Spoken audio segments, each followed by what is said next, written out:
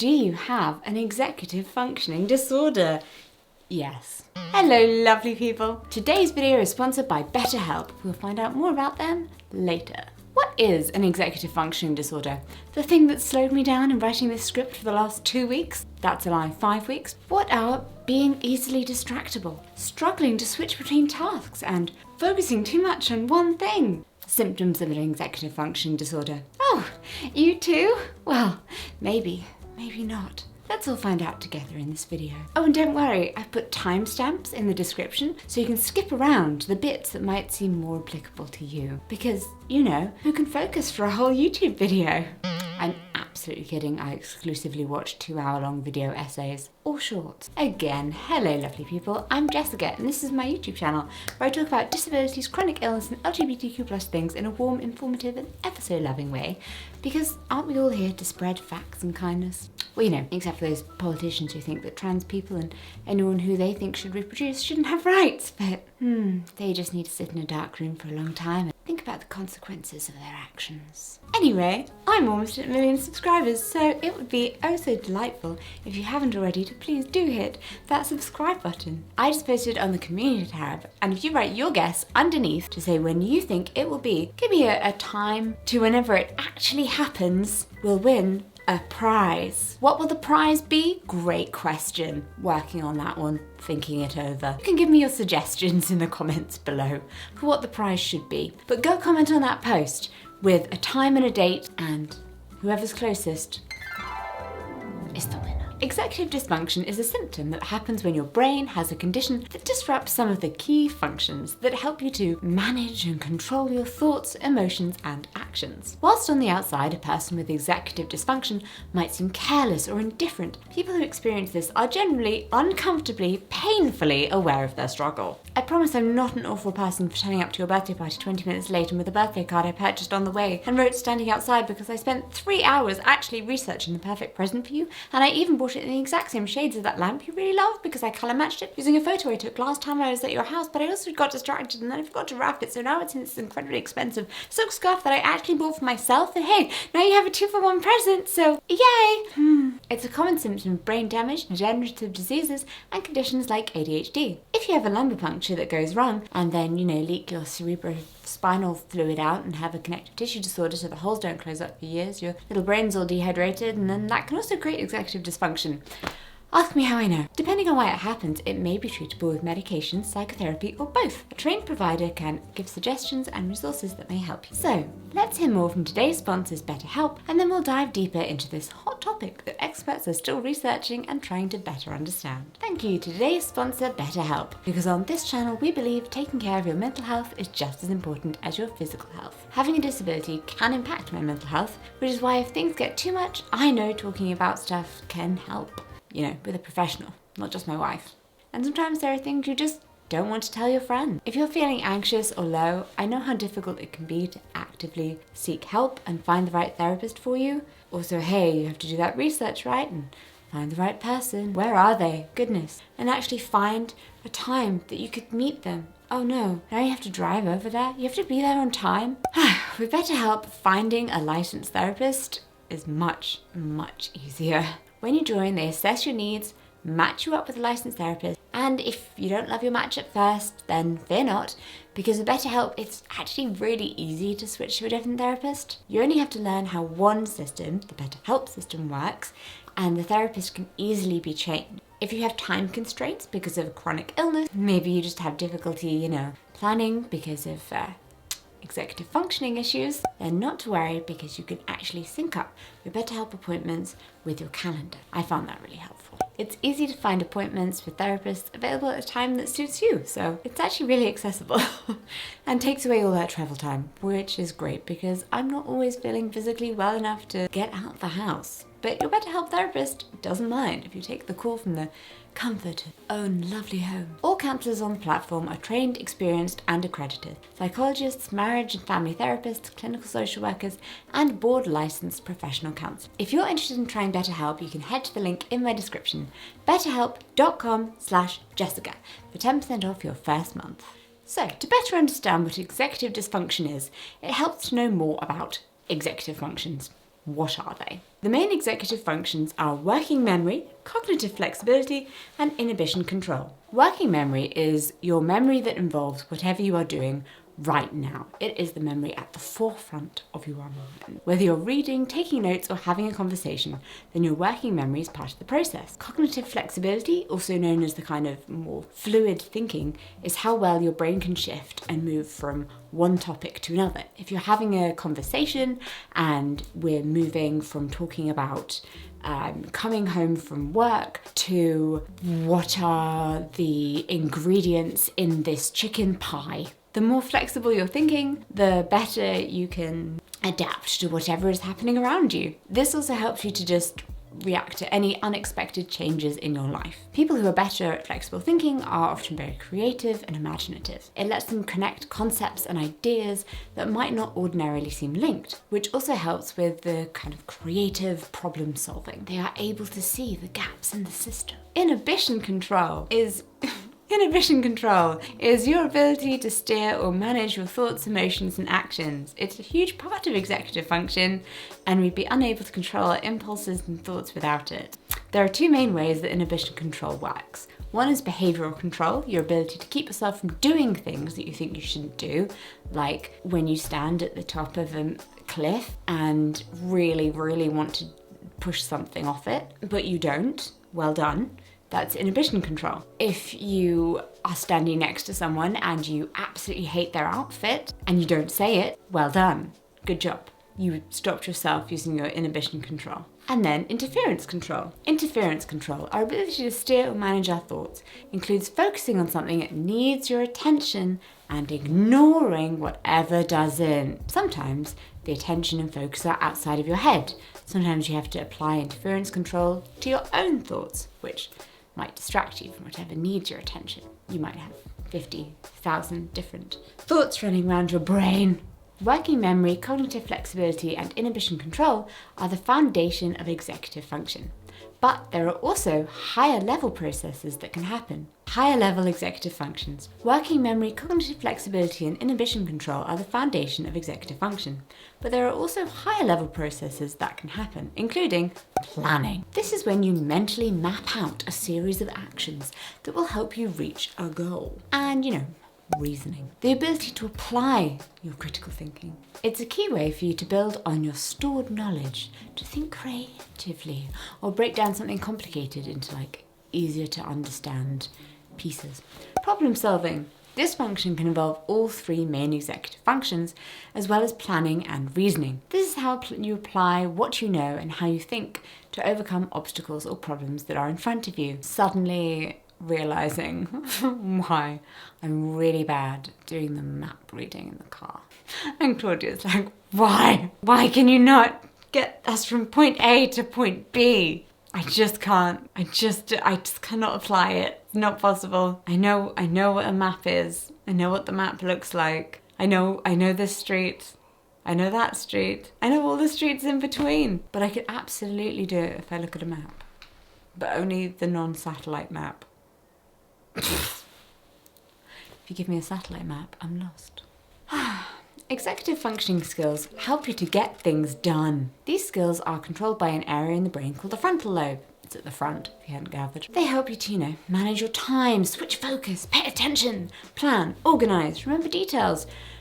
Don't say the rude thing, Learn from your experiences, multitask. When your executive functioning isn't working as it should, and I'm not saying that all of these things go wrong at exactly the same time, that's not necessarily how executive functioning works, one or more of these things may be affected, your behaviour is generally less controlled.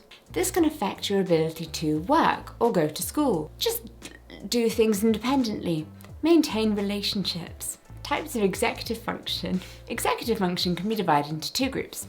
Organisation, gathering information and structuring it for evaluation, and regulation, taking stock of your surroundings and changing behaviour in response to it. For example, you go downstairs and you see a beautiful, freshly made banana bread that has just come out of the oven. Claudia and Rupert made banana bread yesterday, so look at me learning from my life experiences. And it sat there on the side, cooling down, tempting, very tempting. This is where your executive functioning can step in. The organizational part of your brain reminds you that someone else baked this cake and it's there, cooling off, and they may probably have an idea of what they would like to do with it when it has cooled off. Regulation tells you that you're not actually hungry right now and you don't really need to eat that piece of banana cake. But what do? You cut the top off it because, and I quote, it was a bit wonky and it did look slightly burnt and I wanted to see what it would taste like. I find myself hard to live with. Fortunately, neither of the other two people in my house care what a cake looks like. So, also the cake does look better now. It is less wonky and it does taste really nice. I do feel like every example of this makes me sound like an arsehole, but that is kind of how it is. But what does executive dysfunction feel like? Not great. People who have executive dysfunction are painfully aware of the dysfunction. How it feels can take different forms, depending on what people are doing when they experience it. If you're trying to motivate yourself to do something, it's like moving through treacle, or as if you are stuck in the Matrix in the deja vu bit where you just repeat over and over and over again. And all you want to do is just get up and go. Go do something. Go, go, go. Go do the thing. The thing is nice. You want to do it. You'll enjoy doing it. Go, go. You want to fix the problem. You'd like to make it happen. It seems as if the world around you is just stuck. In social situations, a person with executive dysfunction can often struggle when interacting with other people. It can feel like your words just kind of get ahead of your thoughts.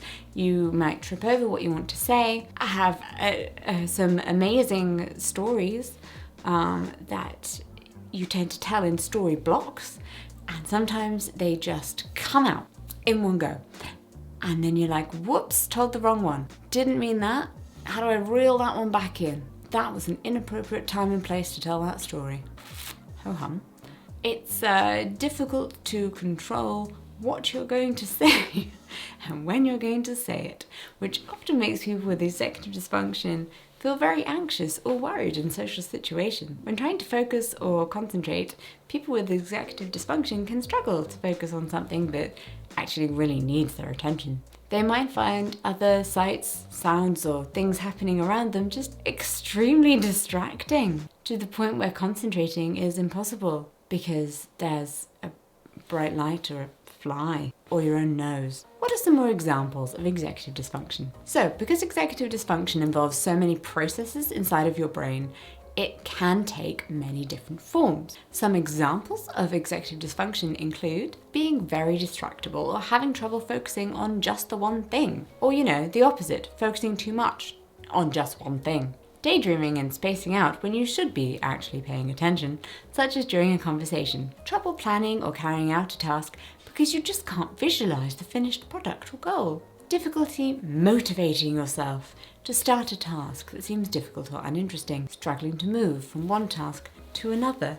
Getting distracted or interrupted partway through a task and thus forgetting absolutely everything that you were going to do. Having 50,000 tabs open on your computer.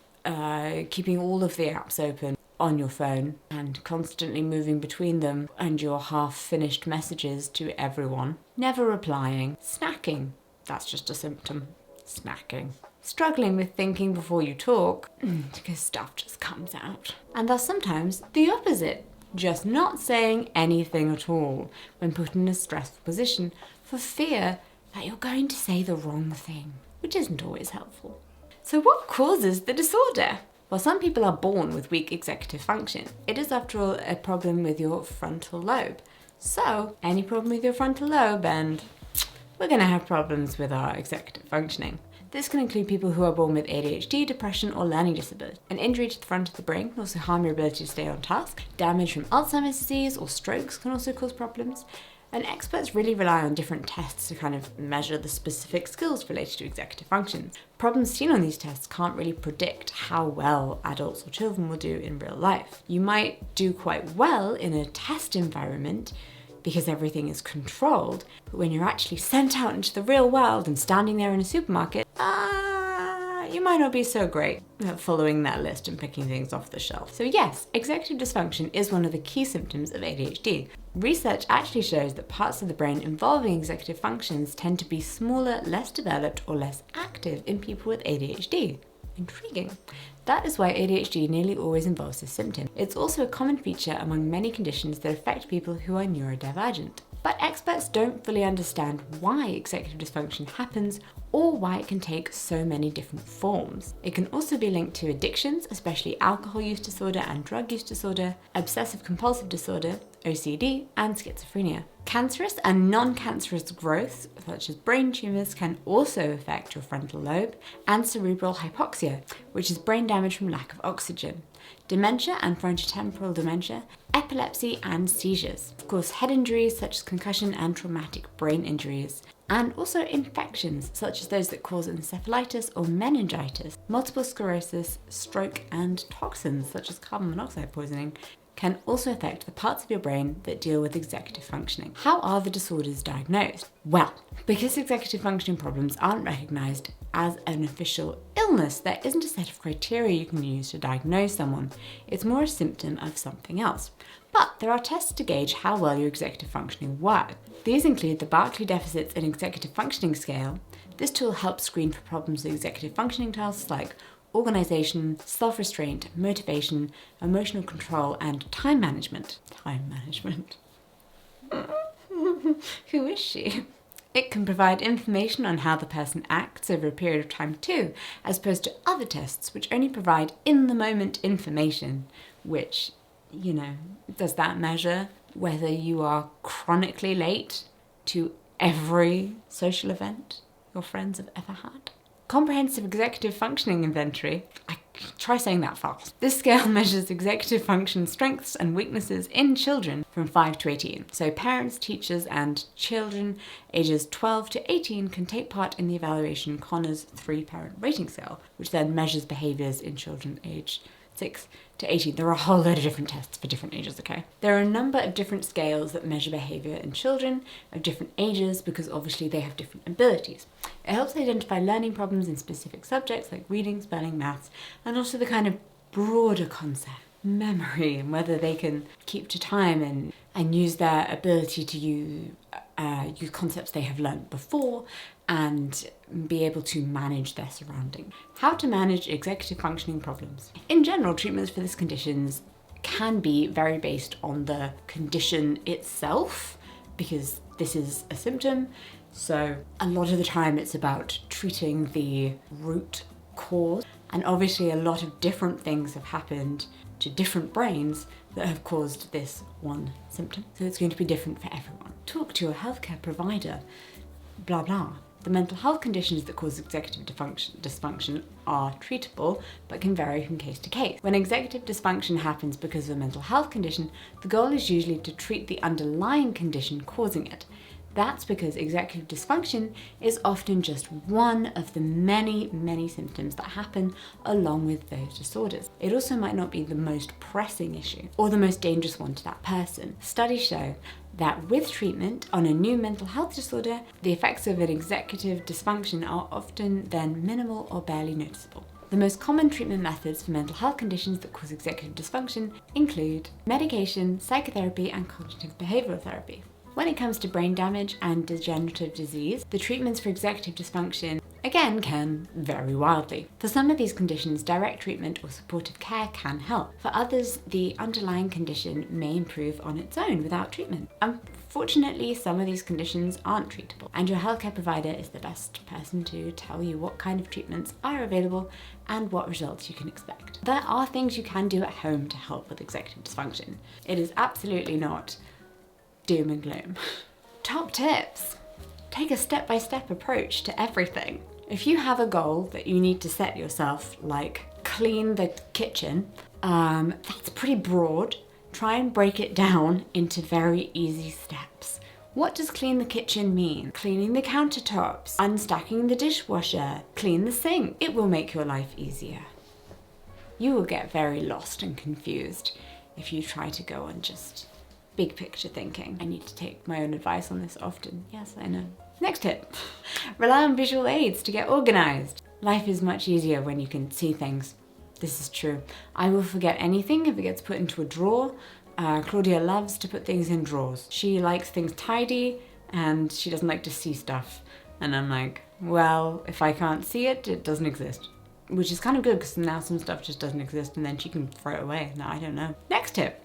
Use tools like time organizers, computers, and watches with alarms that give you little reminders. Make schedules and look at them several times a day. My personal favorite is just Google Calendar. Big Google Calendar fan.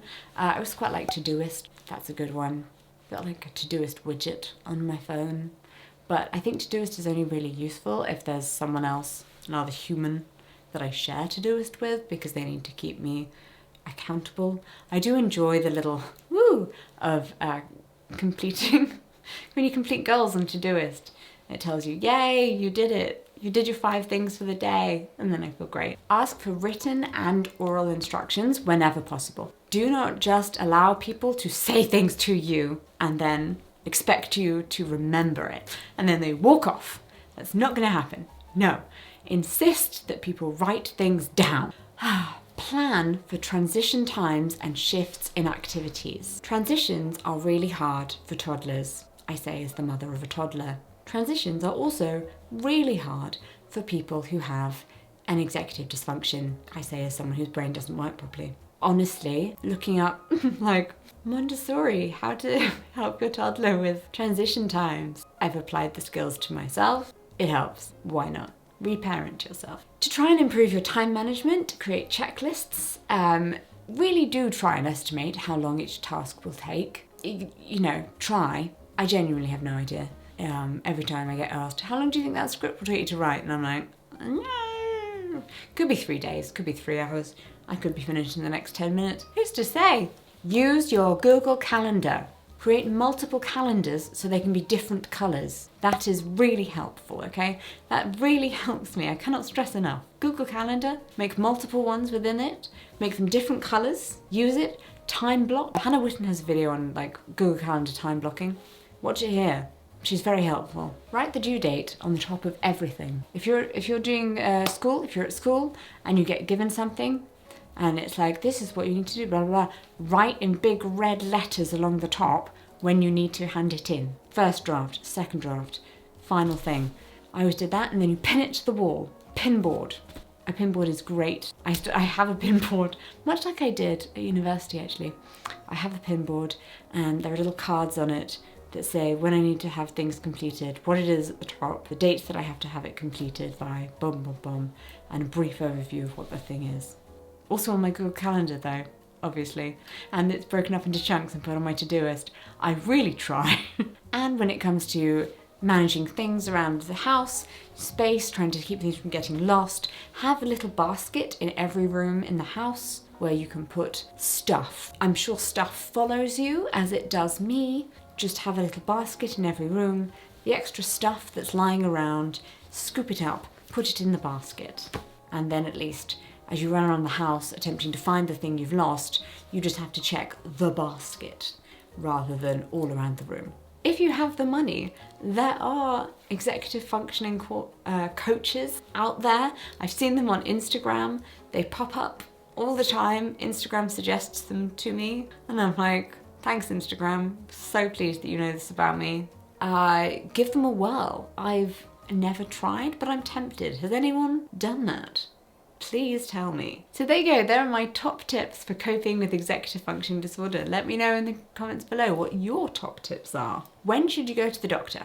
If you notice this symptom and it is disrupting your life and your usual activities, then yes, go to the doctor. If this is your child we're talking about, talk to their paediatrician if you notice they're showing signs of executive dysfunction, especially the symptoms that overlap with ADHD or other mental health conditions. Yes, children have mental health conditions, please do not ignore them. And listen, You do not need to struggle. You do not need to beat yourself up all day, every day. You are not lazy. You just have a brain that doesn't quite work the way that we would really love it to. That's just the way it is. That's just your brain. We just have to try and do the best we can with what we've got. People might be a little bit rude about it, but so what? Procrastination doesn't happen because of an issue or problem with part of your brain. Procrastination is a conscious choice to delay doing something. What you are doing is not procrastination. What you're doing is struggling. When you have a condition that causes executive dysfunction, the parts of your brain that control self-motivation,